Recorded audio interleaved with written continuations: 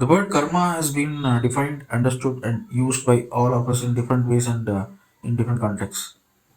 To put it in simple words, it is the action of our mind, body, and energies.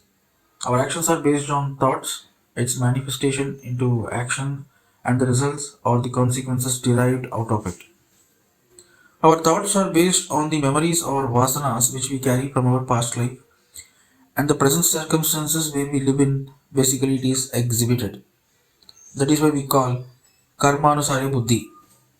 We think accordingly and we present ourselves accordingly. Becoming conscious and aware of these thoughts and actions and then putting it into appropriate mode of life by rectifying ourselves.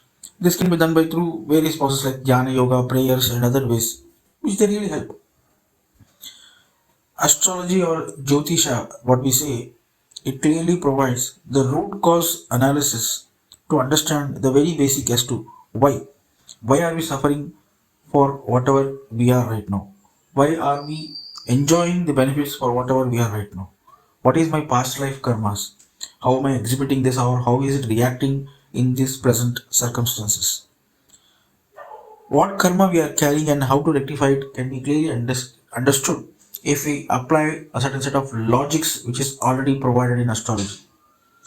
Astrology is unfortunately used by some for predictions, but it is not just for predictions, it is more from the guidance and counseling purposes. Because it is one who carries this kind of karma has to rectify it through his own actions. It can be a great tool for SWOT analysis as well. Taking appropriate decisions at the right time and rather than completely relying on some pariyas or predictions, thinking everything is predetermined is not right.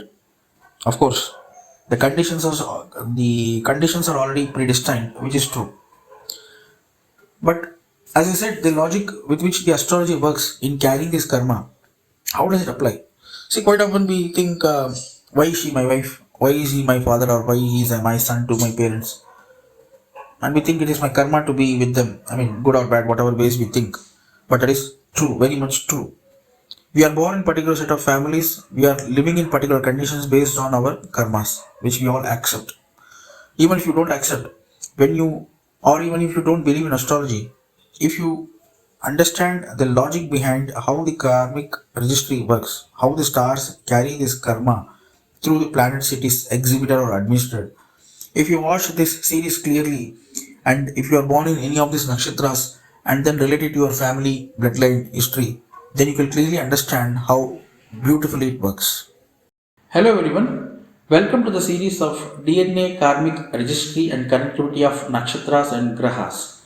We will start with the Jupiter Karma connectivity and the three stars which are associated with the same, which are Mrigasira, Uttarashada, and Hasta. We will cover the remaining 24 stars in our upcoming videos. To begin with the three stars, as I said, they carry the Guru Karma in one's bloodline or the family history. We also need to know that the planet Sun is born in Hasta Nakshatra, Moon is born in Mrigasira, and Mars is born in Uttarashada Nakshatra. Since these three planets are born in the karmic registry connectivity of Jupiter, they also carry the same karma in one's horoscope. Their position in the horoscope would convey the same. Let us see the characteristics, strength, weakness, and challenges of these three stars.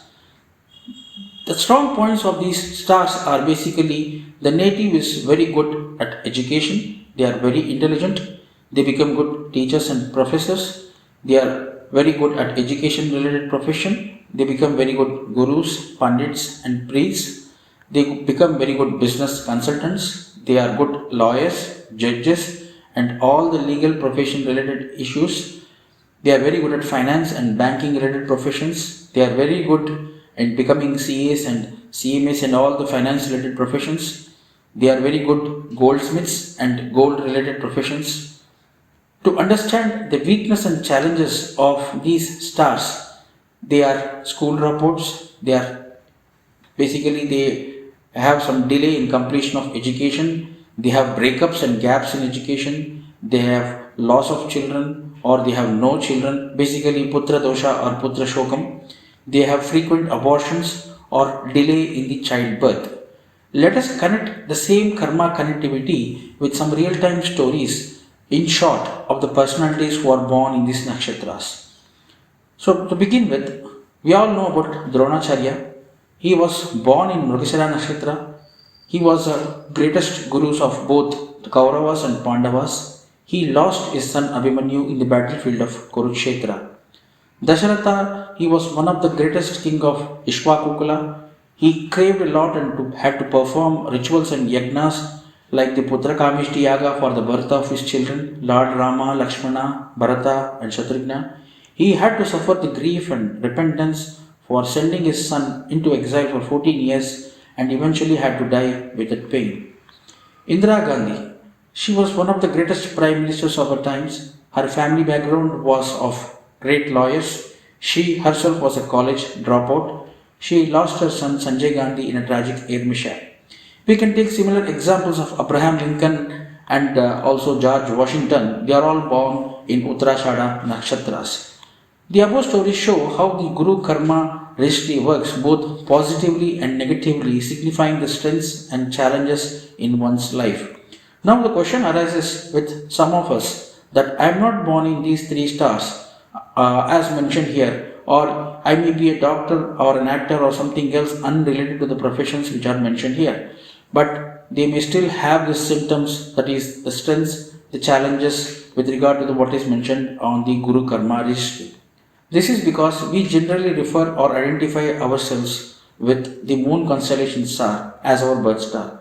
But apart from this, we need to check all the other aspects as well, like the Lagna star lord and the Lagna lord, who in which constellation they are placed in.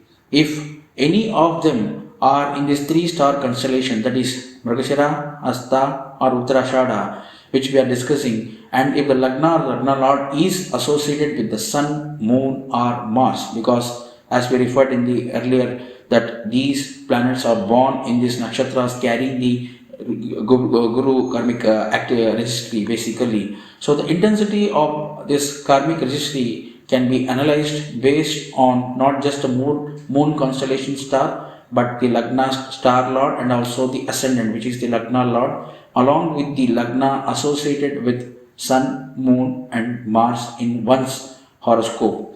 And the effects of the same can be judged or analyzed if each individual's horoscope is looked into. But one can basically look into their own family history. If anyone in their bloodline have these nakshatras or have gone through these challenges or excelled in these professions, then definitely for sure the Guru Karma is in their bloodline. What is the objective of knowing this? Basically, this is not a prediction or a fortune telling for which we are basically discussing this. We all know that this basically becomes one's predestined orbit of karma. That means we revolve around the issues, strengths, weakness around this same Guru Karma if it is connected in our karmic activities. All the related strengths and challenges accordingly we have to face. So, what it helps us is to perform our duties wisely and take appropriate decisions at the right time, whether it is related to education, career, childbirth, health issues, etc. From two angles. One, prevention is better than cure from the future perspective for not to face those challenges or issues, and doing the correct diagnosis to treat the problem correctly at the right time from the present perspective. We will continue with the karmic registry of other stars in our upcoming videos as mentioned in the beginning. Thank you so much for watching Astro Kshetra.